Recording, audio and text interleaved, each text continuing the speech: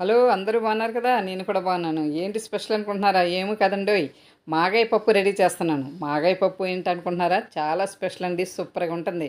మనం తగినంత పప్పు వేసుకొని శుభ్రంగా కడిగేసి స్టవ్ మీద పెట్టి మెత్తగా అయితే ఉడకబెట్టేసుకోవాలి. ఇలాగా ఉడికిన తర్వాత వేరే బాండి పెట్టుకొని తాలింపు అయితే రెడీ చేసుకుందాం.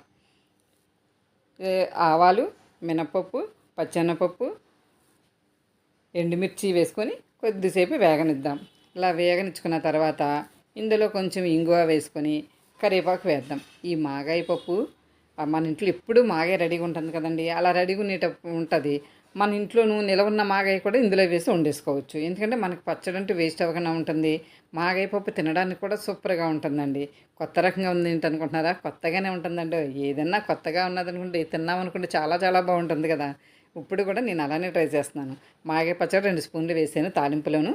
మొత్తం అంతా కలుపుకొని ఇలా బాగా వేగనిచ్చుకోవాలి. ఇలా వేగేటప్పుడు మనం ముందుగా రెడీ ఉంచుకున్నాం కదా, పప్పు ఉడకబెట్టుకొని అది తీసుకొచ్చి ఇందులో వేసుకుందాం. వేసి పప్పు మాగాయ శుభ్రంగా కలిపేద్దాం. ఇలా పప్పు మనం మెదపక్కర్లేదండి, ఉడకబెట్టేసి ఉంచుకుంటే మెత్తగా సరిపోతుంది. ఇలా మాగాయలు ఉడికేటప్పుడు ఇంకా బాగా మెత్తగా ఉడికిపోయి కరెక్ట్గా సరిపోద్ది. అప్పుడు కొద్దిగా వాటర్ యాడ్ చేస్తున్నాను, ఎందుకంటే గట్టిగా ఉంది కాబట్టి కొద్దిగా వాటర్ వేసుకొని మళ్ళీ మాగాయ పప్పు కలిపి చక్కగా ఉడకబెట్టుకోవాలి. ఇలా ఉడకబెట్టుకుంటే ఆ కమ్మదనం అంతా పప్పుకి బట్టి సూపర్గా ఉంటుంది. కొద్దిగా పసుపు, కొద్దిగా ఉప్పు వేసి ఉడకబెట్టేస్తున్నాను.